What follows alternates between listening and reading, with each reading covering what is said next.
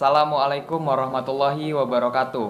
Kami akan mempresentasikan laporan observasi UMKM Coconut Jelly Bandar Lampung. Dan berikut adalah anggota kelompok kami. Assalamualaikum warahmatullahi wabarakatuh. Saya Dodi Roni.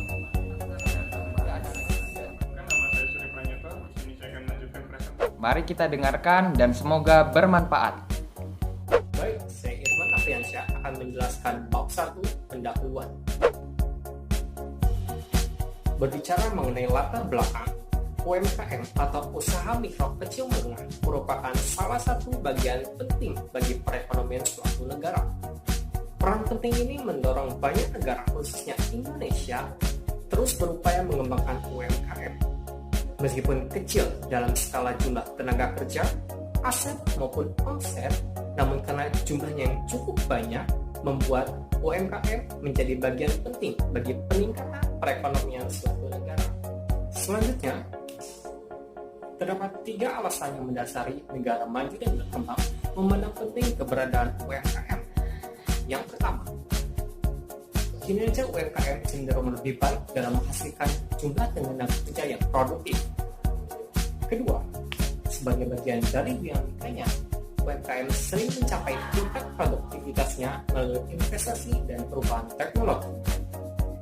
3. UMKM dianggap lebih memiliki keunggulan dalam hal fleksibilitas dibandingkan dengan usaha besar. Jika kita lihat di Provinsi Lampung khususnya, begitu banyak sumber daya alam yang melimpah di dalamnya, yang salah satunya terdapat perkebunan kopi, ada juga komoditas pisang, dan ada juga kelapa muda ataupun kelapa masak. Karena daerah pesisirnya tidak jarang ditemui banyak adanya komoditas kelapa, baik kelapa muda ataupun kelapa masak. Dengan melihat peluang tersebut, kami menemukan salah satu UMKM yang memanfaatkan kondisi tersebut.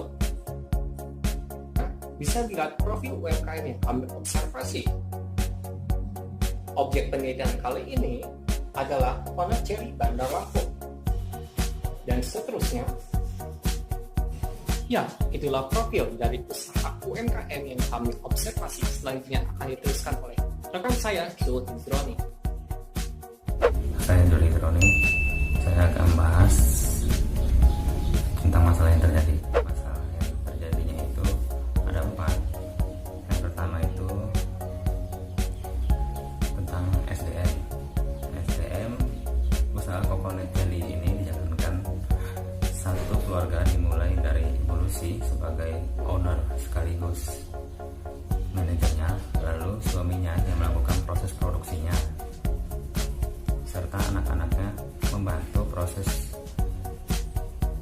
produksinya tersebut, sedangkan 2 orang Bu Lucy membantu untuk melakukan promosinya melalui media sosial. Terus permasalahan yang kedua itu dalam segi pemasaran. Usaha ini hanya melakukan kegiatan promosi melalui media sosial, Instagram, dan Facebook saja. Selanjutnya hanya mengandalkan pengaruh promosi dari mulut ke mulut atau atas dasar rekomendasi orang lain. Oleh karena itu diperlukan adanya strategi pemasaran untuk meningkatkan volume penjualannya. Terus masalah yang ketiga itu tentang teknologi.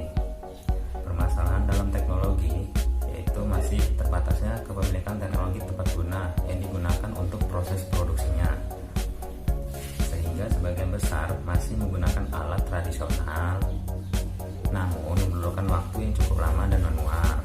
Terus masalah yang keempat itu sistem pencatatan keuangan yang belum terstruktur. Owner tidak mempunyai pengetahuan atau mengenal catatan keuangan. Oleh karena itu sistem pencatatan keuangan masih tidak terstruktur. Kalau dilihat dari melihat prospek dan permasalahan yang ada pada usaha Coconut Jelly, maka diperlukan strategi-strategi untuk terus mengembangkan usaha tersebut.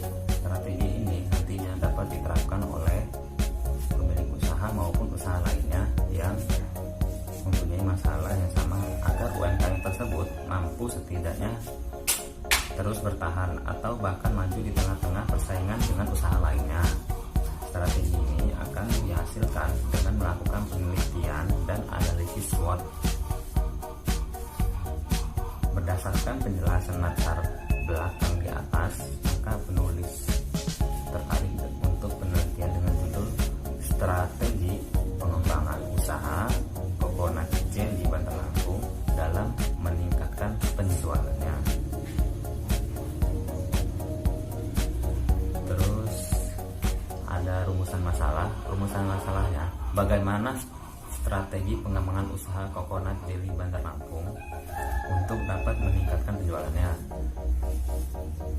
Ada tujuan penelitian.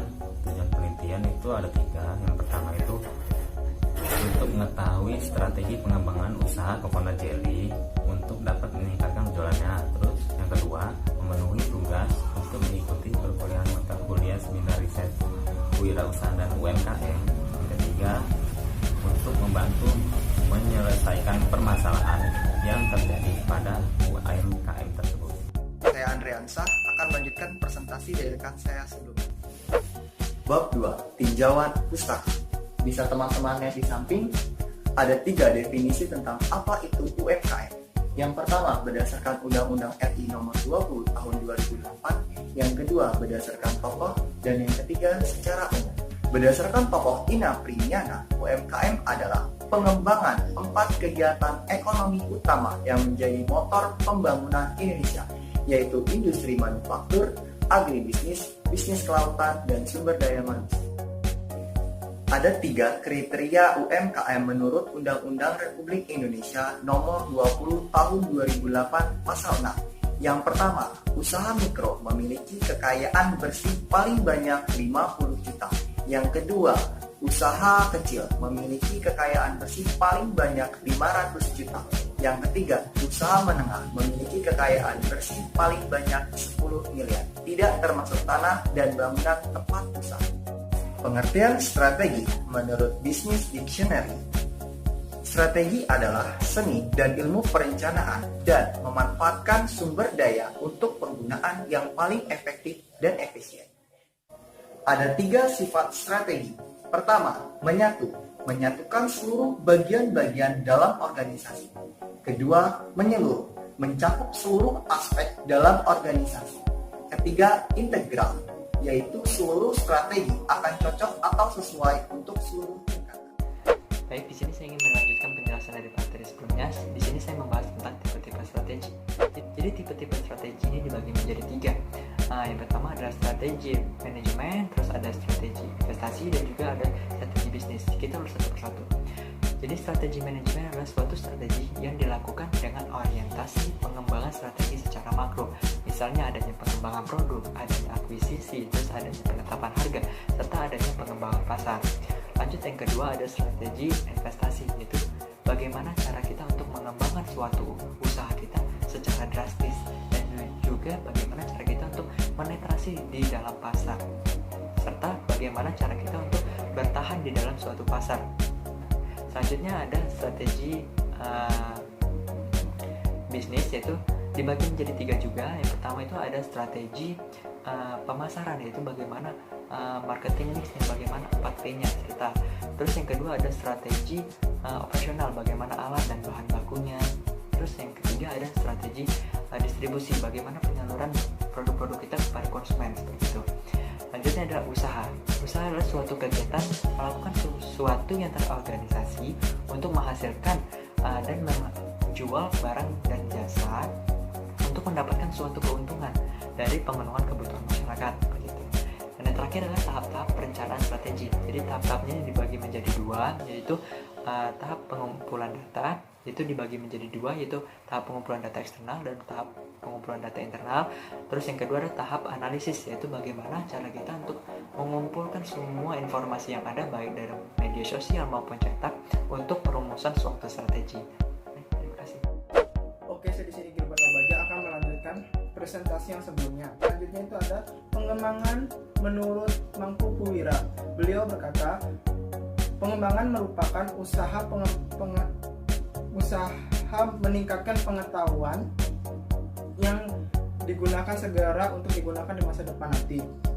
Next, Yang di sini ada 4 tahapan usaha. Yang pertama ada memiliki ide, yang kedua ada penyaringan ide, yang ketiga ada pengembangan rencana usaha, yang terakhir itu ada implementasi. Next. Yang ketiga ada indikator volume penjualan oleh Philip Kotler oleh Basu 2008-404. Yang pertama adalah mencapai volume penjualan, yang kedua ada peningkatan laba, yang ketiga ada menunjang kebutuhan perusahaan. Baik teman-teman, di sini saya Wahyu Husena. Saya akan melanjutkan materi yang telah disampaikan oleh rekan saya sebelumnya. Teman-teman, apa aja sih termasuk dalam metode penelitian? Mari kita bahas satu persatu langsung aja teman-teman. Yang pertama, lokasi penelitian. Lokasi pada penelitiannya adalah UMKM pengelolaan makanan, yaitu Kokonit Jali dengan pemilik bernama Ibu Susi. Yang kedua, populasi penelitian. Populasi dalam penelitian ini adalah seluruh anggota keluarga pemilik usaha Kokonit Jali yang beralamat di perumahan Singgah Pai Estate Blok C nomor 7 Raja Basa, Bandar Lampung. Yang ketiga, jenis penelitian dan sumber data. Penelitian ini bersifat deskriptif kuantitatif. Adapun data primer yang digunakan dalam penelitian ini berasal dari hasil observasi lapangan, wawancara, dan pengisian kuesioner. Data sekunder, adapun data sekunder yang digunakan dalam penelitian ini berasal dari Badan Pusat Statistik, Dinas Industri, dan Koperasi.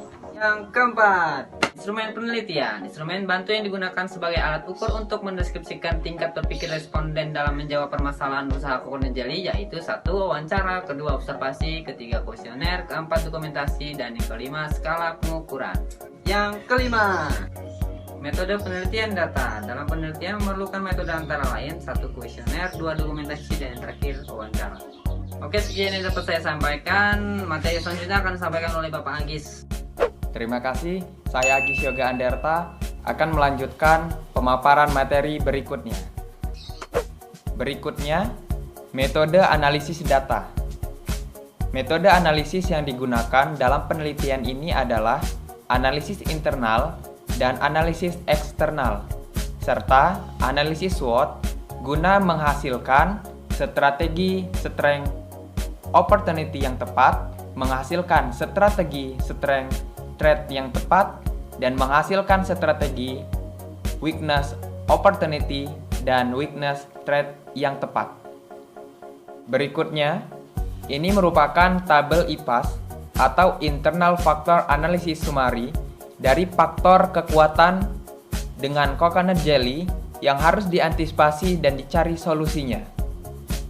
Berikutnya, ini merupakan tabel IPAS dari faktor kelemahan dengan Coconut Jelly yang harus diantisipasi dan dicarikan solusinya.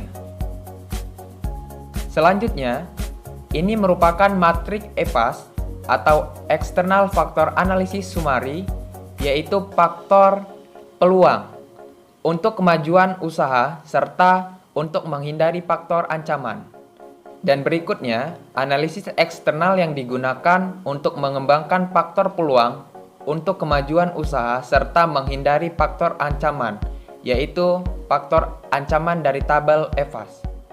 Nama saya Surya Pranyoto. Di sini saya akan melanjutkan presentasi dari kelompok kami. Di sini saya akan membahas tentang kriteria strategi. Dalam kriteria strategi ini terdapat diagram 9 sel strategi perusahaan yang termaktub dalam total scores. Di sini terdapat 4 strategi utama. Pertama yaitu defensif, yaitu strength and threat, terdapat pada sel 1, 2, dan 5. Kemudian ada diversifikasi, yaitu weakness and threat pada sel 7 dan 8. Kemudian ada turnaround, yaitu weakness and opportunity pada sel 3, 6, 9. Kemudian ada agresif, yaitu strength and opportunity pada sel 4. Kemudian selanjutnya yaitu matrix SWOT. Di sini terdapat 4 strategi. Pertama yaitu strategi strength and opportunity, yaitu memanfaatkan kekuatan atau menggunakan kekuatan sebesar-besarnya atas peluang yang ada. Kemudian ada strategi strength and threat, yaitu menggunakan kekuatan yang dimiliki oleh perusahaan untuk mengatasi ancaman yang ada. Kemudian ada weakness and opportunity, yaitu memanfaatkan peluang dengan cara meminimalkan kelemahan. Kemudian ada strategi weakness and threat yang bersifat defensif, yaitu perusahaan berusaha untuk menghindari ancaman dan juga meminimalkan kelemahan.